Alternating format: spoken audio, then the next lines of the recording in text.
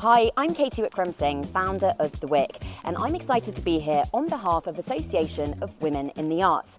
We're here at the South West London studio of British-Nigerian artist Sola Olulode.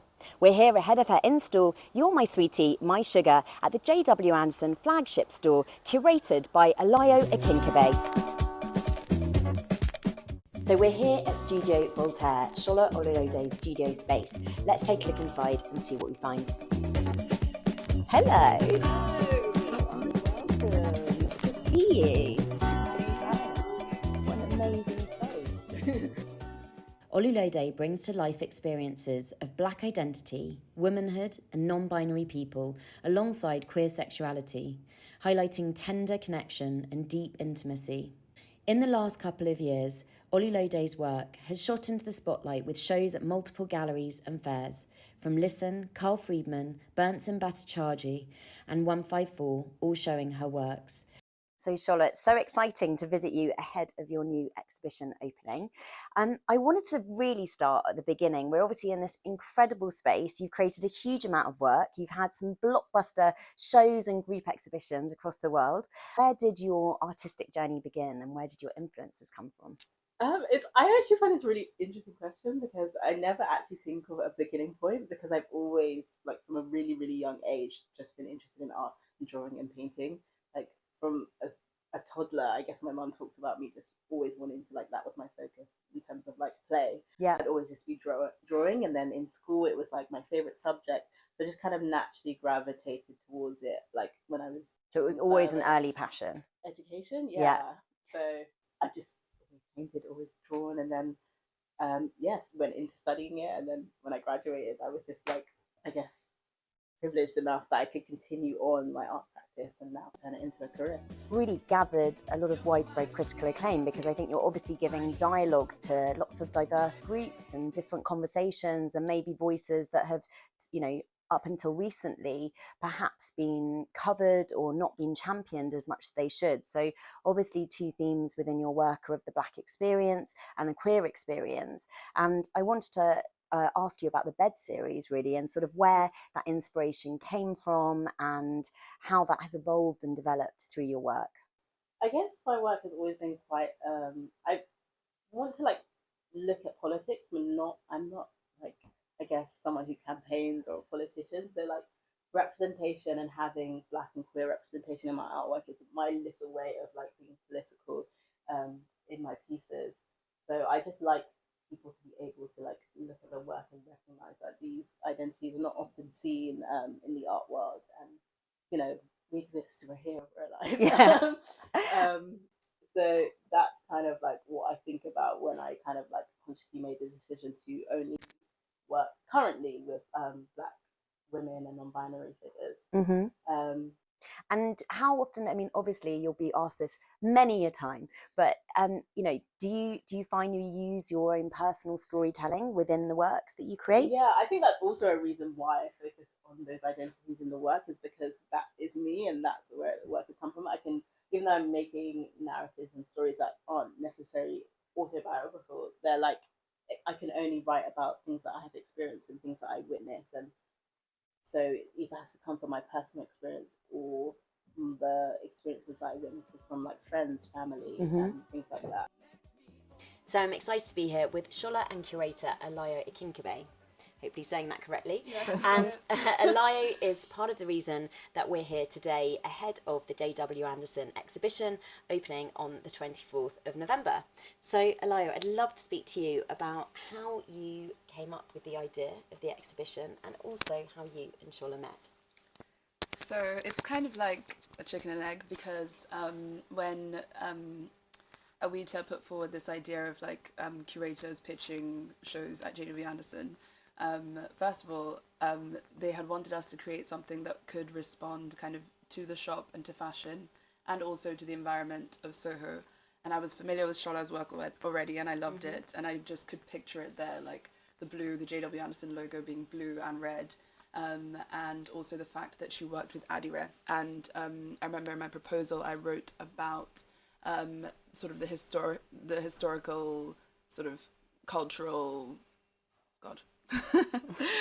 I wrote about the history and the culture of Adira, and it's a very sort of present material in my life. I'm Nigerian and Yoruba, like Shola, but I grew up in Nigeria, and even my sort of school skirts were Adira, and my grandmother would always give me Adira fabric, and I would see loads of people wearing it.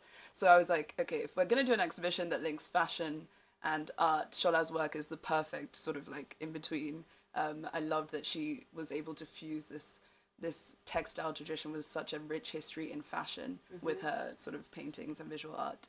And we met on Zoom. The way you understood and connected with my work was just kind of like, yes, I absolutely do want to get involved in this exhibition that you're proposing. So, Alayo, you're my sweetie, my sugar. I love this title for an exhibition.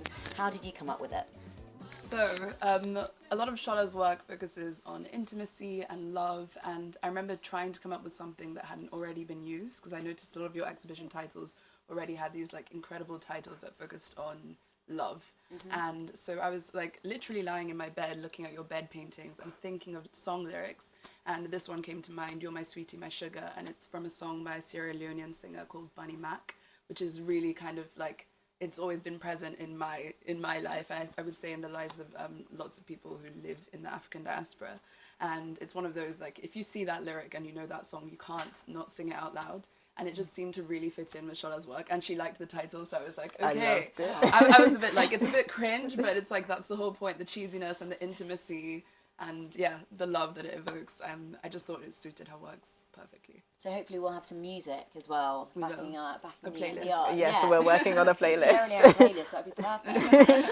And obviously, in terms of curatorially, there's been a real shift that we've seen. I don't think it's been post-lockdown. I think it's really been happening kind of over the last decade of this interaction between art and fashion and other creative disciplines. And Shola, how have you experienced that? And is that something you'd like to explore? Oh, actually, I would really, really love to work with a designer.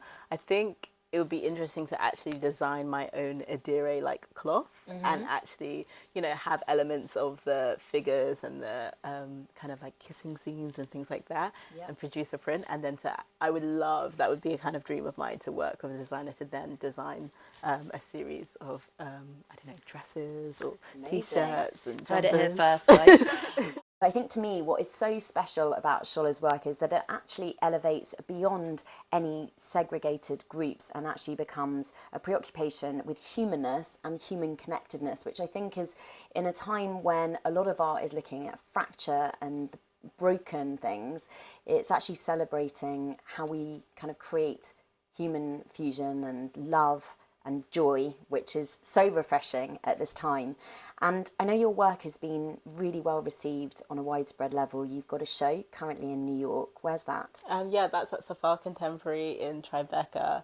I was recently over in New York for the opening and for the install. I really love like sharing my work with as many audiences as possible. So this is my first time exhibiting paintings and my first solo show over in the States. So I'm really pleased with that. And is it being well received? Yeah, I'm having really, like, when I was over there, like, it was amazing to kind of hear similar things that people say about my work over here, over there, and like can resonate with audiences all over the world. And obviously the themes that you talk about in your work are provocative, and you recently had an exhibition in Nigeria, in Lagos as well. And how did that go? That was actually really, really nice for me because it was actually my first time visiting Nigeria and Lagos. Like, I always ask my family to like take me back, but they are always just like kind of like involved with like family drama, so they never want to go back. So being able to return to Nigeria through the arts was really like a special moment for me, and especially as the audiences there could like relate to the work on like immediate understanding. Like, a lot of time people look at my work and they can't see how it's made and they don't get the references of the textiles, but I found in the gallery that people look and be like, oh, it's Adire. Immediate sort of familiarity with the techniques that you're using. So that was a wonderful experience. Your work has obviously taken on a journey and a life of its own in the last few years. It's understandably being received really well on so many levels. And so what's next for you? Hopefully more international shows, actually. That's kind of been my focus the last year, of just like I've done so many exhibitions in London, and I'm really proud of that. I would like to explore more of the UK and take my work up north as well, because my mum was also like Yorkshire, and I'd love to like do some exhibitions in Yorkshire and things like that. But just like globally, like I guess I have like big dreams of like wanting to do like public art commissions and things like that. Also, I guess that's another way of me sharing my work with a different audience who might not come into like traditional gallery spaces, but just like having artwork out there on the street, I think is a much better way to engage with people. No, definitely. So thank you so much for your time and for having us today. It's been a real treat to explore more of your work. Oh, thank you for coming. Sola Olulode, You're My Sweetie, My Sugar is going to be at JW Anderson from the 24th of November in collaboration with Association of Women in the Arts. Thank you for watching.